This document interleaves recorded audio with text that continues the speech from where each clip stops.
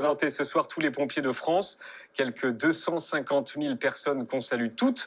Bonsoir Grégory Allione, vous êtes le président de la Fédération nationale des sapeurs-pompiers de France, directeur du service d'incendie des Bouches-du-Rhône, le grand patron des pompiers français. C'est vous. Bonsoir, lieutenant-colonel Philippe Arguin-de-Guy. Bonsoir. Bienvenue. Merci. Paul, vous dirigez le pôle opération du service d'incendie et de secours de la Gironde. C'est vous qui avez coordonné les opérations de cet été. Bonsoir Raphaël Rondeau. Bienvenue, bonsoir. Vous êtes pompier volontaire dans le Jura et vos collègues ont prêté main forte dans les incendies du Sud-Ouest. Et bonsoir Emmanuelle Carole, bienvenue, vous êtes infirmière, sapeur-pompier volontaire dans les Pyrénées-Orientales. Vous êtes combien de femmes chez les pompiers, vous le savez? Au niveau national. National. Allez, à peu près, en tout cas, au sein des infirmières sapeurs-pompiers, Ouais. on est 17%. 17% de femmes. Okay. Et en tout, au-delà des infirmières, vous savez combien, on connaît le chiffre ou pas? On approche dorénavant les quasiment 20%, et c'est un vrai axe de travail fait par le ministère de l'Intérieur et l'ensemble des services départementaux d'incendie. Qu'il y ait plus de femmes. Qu'il y ait plus de femmes, qu'il y ait plus de diversité. En fait, on est sur tous ces challenges de notre société pour qu'on représente réellement qui nous sommes et ce que nous sommes. Le 10 août dernier, on est en Gironde.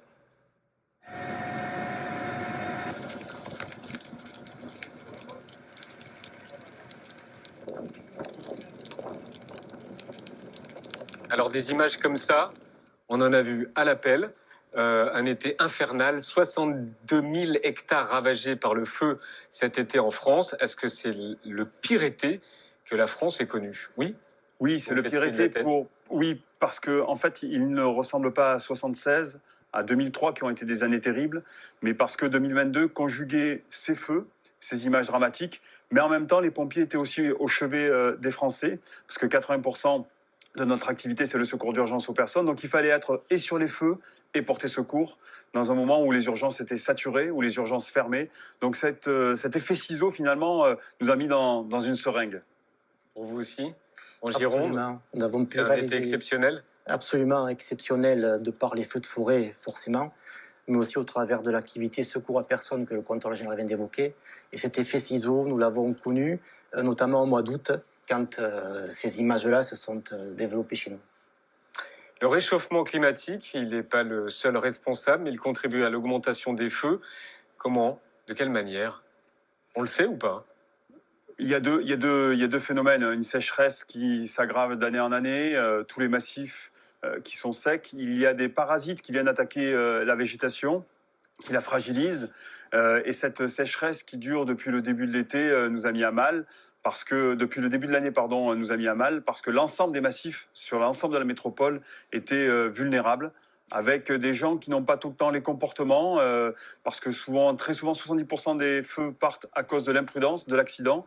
Et les feux étaient liés, notamment en Gironde, à cause de voitures qui ont pris feu, de mégots de cigarettes dans le sud de la France. Donc c'est tout ça qui nous met en difficulté. Donc il faut que l'on apprenne en France, malheureusement, à vivre avec cela. 30% seulement des feux sont dus à des causes naturelles. 30% des causes sont dues à des actes de malveillance. Ok. Voilà. Donc 70% c'est lié à l'imprudence, des accidents. 90% des feux sont liés à l'activité humaine. Et donc 30% effectivement liés à la malveillance. Et comment est-ce que vous arrivez à déterminer l'origine d'un feu? Oui. Quand vous dites un mégot, comment on le sait? Justement, c'est un petit peu la situation que nous avons vécue en Gironde. Avec cette simultanéité de départ de feu, il a fallu qu'on se pose des questions et que l'on s'organise pour justement déceler l'origine de ces sinistres-là. Et on a mis en place une cellule, si vous voulez, de recherche de circonstances et de causes d'incendie. Une cellule qui regroupe à la fois les forces de gendarmerie, les sapeurs-pompiers et les personnels forestiers. Et dès lors que nous avions des départs de feux suspects, nous engagions ces cellules-là. Et c'est au travers de cet engagement combiné des trois entités-là que nous avons pu déceler notamment l'origine de certains feux dans le Médoc. Comment vous arrivez à déceler que c'est sur des kilomètres carrés, que c'est un mégot qui a... Absolument. Les feux partent rarement en plein milieu du massif, mais souvent en bord de route ou de pistes forestières accessibles à l'homme. Et ça oriente nos recherches. Et de par la lecture du feu, de par les photos que nous recevons aussi par nos primo-intervenants, on arrive petit à petit à remonter à l'origine du sinistre. Ces choses-là existent, ces recherches de causes et de circonstances d'incendie existent dans le sud de la France depuis au moins 20 à 30 ans sous l'autorité des procureurs. C'est chaque fois force de police, sapeurs-pompiers. Et typiquement, grâce aussi au concours des autoroutes et des concessionnaires de secteur routier, on arrive à déceler que 100 mégots sont jetés par jour sur le bord de la route, sur un seul tronçon d'1 kilomètre, ce qui veut dire que la probabilité de départ de feu est très importante. On a parlé de méga-feu. C'est quoi un méga-feu? Alors, un méga-feu, en fait, on coche plusieurs cases. Le feu par lui-même a une intensité hors norme, mais c'est un petit peu ce qu'on a vécu sur le département de la Gironde. Le méga-feu est caractérisé aussi au travers des conséquences. Pour exemple, on a évacué près de 40 000 personnes durant cet été. Voilà. La Teste, l'Andiras, l'équivalent d'une ville comme Angoulême, par exemple.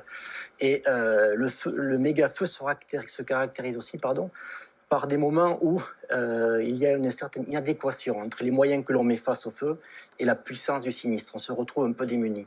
Et notamment dans la nuit du 9 au 10 août dernier, je pense que le scénario du méga-feu s'est déroulé en Gironde, dès lors que durant cette nuit, nous avons détruit plus de 5000 hectares et détruit 3 maisons.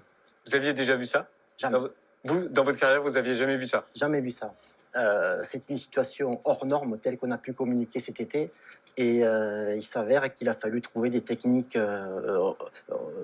novatrices pour pouvoir faire face à... Et vous les avez sortis d'où, les techniques novatrices? Mais au travers de la concertation, au travers des formations que l'on a pu suivre, on a fait ressurgir aussi des techniques ancestrales telles que le contre-feu. Depuis 1949, en Gironde, nous n'avions pas mis en œuvre le contre-feu.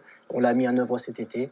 Donc oui, le retour d'expérience sera très intéressant, enrichissant. Est-ce que parfois vous êtes senti un peu désarmé? Est-ce que vous avez... Ça se dit peut-être pas pour un pompier, mais... Si. En fait, je traduirais cette période, au travers de mon ressenti, comme un petit peu l'ascenseur émotionnel. Il y a des moments où ça allait très bien, on dominait le sinistre. Il y a des moments, à l'inverse, on le subissait. Et c'est vrai qu'il a fallu faire preuve de cohésion. Et c'est grâce au travail d'équipe qu'on a pu s'organiser et faire face. Voilà. Emmanuel et Raphaël, pourquoi vous avez eu envie d'être volontaire? On commence par qui? Raphaël, on vous a pas entendu.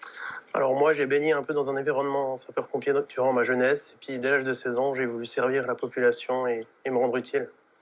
Puis aujourd'hui, c'est ce que je fais. Et à chaque fois que mon but retentit, c'est vraiment quelque chose qui me motive encore chaque jour. Et vous, Emmanuel? Alors moi, contrairement à Raphaël, je ne suis pas du tout issue d'une famille de sapeurs-pompiers. J'ai pu côtoyer ce corps de métier à travers mon métier, donc d'infirmière dans un service d'urgence. Et ce qui a étayé un peu ma curiosité de savoir comment ça se passe dans le pré-hospitalier, avant qu'ils arrivent dans un service d'urgence. Donc du coup, je me suis retrouvée dans l'engagement, c'est-à-dire l'entraide, la rigueur, le courage et le travail en équipe. Grégory, vous avez encore besoin de volontaires sur la France? Oui, sur le pays? Oui, on a besoin de volontaires, on a besoin de pompiers professionnels. C'est l'épine dorsale du système de sécurité civile à la française. Mais on a besoin de sapeurs-pompiers volontaires. Notre fédération en appelle à 250 000 pompiers volontaires en 2027. Alors, grâce aux accointances de notre team FedCom qui fait toute notre communication, on lancera très prochainement une grande campagne de communication avec l'aide du ministère de l'Intérieur, avec l'aide des départements de France, qui sont nos principaux contributeurs, pour faire en sorte que ceux qui nous regardent ce soir viennent nous aider. Mais avant tout... Oui. Même les plus jeunes. Oui, mais comment on fait? Comment on sait que est-ce que moi je peux être volontaire? On va vous donner une invitation. Vous allez venir avec nous. On va vous faire voir. Moi, je suis trop petit, je suis trop vieux. Non. C'est pas l'âge. C'est ni la taille qui compte. Vous verrez, c'est pas difficile de porter secours et de s'engager et de retenir les valeurs que portent les uns et les autres. C'est important de dire que c'est pas la taille qui compte. C'est vrai, je suis pas trop vieux? Non, il n'y a pas d'âge pour s'engager. Vous foutez de moi, vous souriez, vous foutez de moi. Dès 11 ans, les jeunes peuvent venir s'investir dans les sections. Oui, dès 11 ans, mais jusqu'à quel âge? Il n'y a pas de limite. C'est vrai? Quand on se voit tous les deux, c'est bon, on peut y aller. Et quels sont les autres... qu'est-ce qu'il faut avoir pour être volontaire? Les autres critères, Emmanuel? Alors, je pense qu'il n'y a pas de critères prédéfinis. Je pense que c'est selon la personne, son engagement, c'est ce qu'elle recherche. Il y a du physique, il y a du civisme, il y a de la rigueur, ça peut aussi les aider en maturité. Après, c'est une formation qui dure quelques semaines, c'est ça, pour être volontaire? Il y a sur 2 ans. Hein. Oui. À 2 ans, c'est quand même assez long. Oui. Sur 2 ans, on a plusieurs séquences de disponibilité pour être sapeur-pompier volontaire, donc avec des formations qui sont soit le soir, soit le week-end. Et après, on peut se spécialiser. Mais ce qu'on retiendra, tout à l'heure, Philippe parlait du retour d'expérience, ce que l'on retiendra, et Raphaël est dans le Jura, Emma est dans les Pyrénées-Orientales, on voyait des images du Maine-et-Loire. Ce qu'on retiendra, c'est qu'aujourd'hui, il va falloir former un grand nombre de sapeurs-pompiers au feu de forêt parce que c'était jusqu'à présent comme une spécialité. Et dorénavant, ça fera partie du tronc commun des risques sur l'ensemble de la métropole et même outre-mer parce que des ultramarins sont venus en renfort cette année et je crois que c'était un peu émouvant. Tu l'as vécu? Oui, le département de la Gironde a bénéficié du renfort de 60 départements français, dont les outre-marins. Et c'est vrai qu'il y a eu des anecdotes quand même croustillantes au-delà de ce qui a pu se passer. Mais cette solidarité nationale et internationale même, dont a bénéficié la Gironde, vous me demandiez si j'avais déjà vu ça. Ouais. Je pense qu'aucun département en France à ce jour n'a connu cette situation-là. On a appris une nouvelle assez terrible hier. Un jeune homme de 19 ans a été arrêté à Soulac, justement en Gironde. Il est suspecté d'être à l'origine d'une trentaine de départs de feu. Il était pompier volontaire. Est-ce que ça arrive souvent, les pompiers pyromanes? Alors, fort heureusement, ça n'arrive pas souvent, mais malheureusement, ça arrive. Vous le connaissiez, ce garçon? Oui, nous le connaissions. Nous le connaissions au travers de son engagement en tant que sapeur-pompier volontaire, mais nous le connaissions aussi au travers de ses derniers agissements, parce que le service a contribué à ce résultat aux côtés de la gendarmerie. Et d'ailleurs, le service a de suite condamné cette situation hier soir via un communiqué de presse. Vous citiez un sapeur-pompier pyromane, je dirais moi incendiaire. La pyromanie s'apparente à une maladie, si vous voulez. L'incendiaire, lui, est là plutôt dans le jeu, dans le défi, veut s'affirmer. Pourquoi je vous dis ça? Parce que un pyromane est quelqu'un de malade et c'est une situation qui est détectable par les médecins. Un incendiaire, on n'a pas capacité, au niveau du recrutement par exemple, à identifier un incendiaire. Tout le monde peut devenir un incendiaire. Et je pense que c'est ce qui s'est passé au travers de ce gamin. Est-ce que vous voulez dire quelque chose sur ce sujet? Non, je crois que c'est toujours l'arbre qui cache la forêt. C'est-à-dire qu'on a 3 collègues qui ont passé le mauvais côté et qui ont mis des feux cet été. Il faut les condamner. On recherche les causes. Donc, on met à mal, finalement, celui qui nous met le feu parce qu'on contrarie le feu. On est là pour protéger des gens.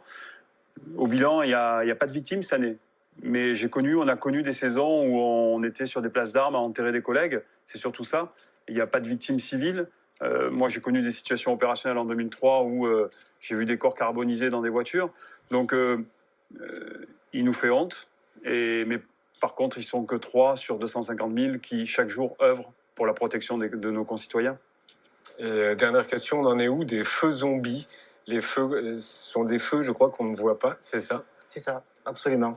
Tout à l'heure, on parlait de méga-feu, une intensité extrême. C'est ça, hein, le visuel. Voilà, c'est absolument. C'est un feu invisible. Il n'y a pas de flamme, quoi. Exactement. Il y a juste de la fumée. Exactement. C'est un feu qui a beaucoup de vis, qui ne se voit pas, qui se propage en partie souterraine, jusqu'à parfois même 1 mètre de profondeur, et qui peut ressurgir à plusieurs dizaines, plusieurs centaines de mètres plus loin, et nous surprendre. Voilà. Et le terrain girondin est propice à ce que ces feux zombies se propagent au travers de la tourbe. Encore à cette époque. Absolument. Et je crois que certes, on a des techniques opérationnelles pour y faire face, mais la meilleure, les plus abondantes du mois d'octobre, nous les attendons avec beaucoup d'impatience parce que ce sont elles qui seront efficaces face à ce feu zombie. Vivement la pluie. C'est ça. Merci à tous, à toutes et à toutes d'être venus sur le plateau de Quotidien. Passez le bonjour à toutes vos brigades et merci pour cet été à vous. Et au revoir, à bientôt. Merci à vous et transmettez les messages à Elisabeth Borne. Elisabeth Borne, est-ce que vous avez un message pour elle? Bien sûr, de nous soutenir, de soutenir les collectivités dans le financement des SDIS. On aura un prochain congrès à Nancy et effectivement, plus de pompiers professionnels, plus de sapeurs-pompiers volontaires. C'est pas la paye qui nous intéresse, c'est simplement d'avoir les moyens de faire nos missions, de nous accompagner sur les investissements dans nos services départementaux d'incendie et forcément une flotte européenne que l'on appelle auprès d'Emmanuel Macron et d'Elisabeth Borne et de Gérald Darmanin. Demain, on lui passe le message. Merci à vous. Merci beaucoup à tous les 4. Merci beaucoup. Au revoir. Merci.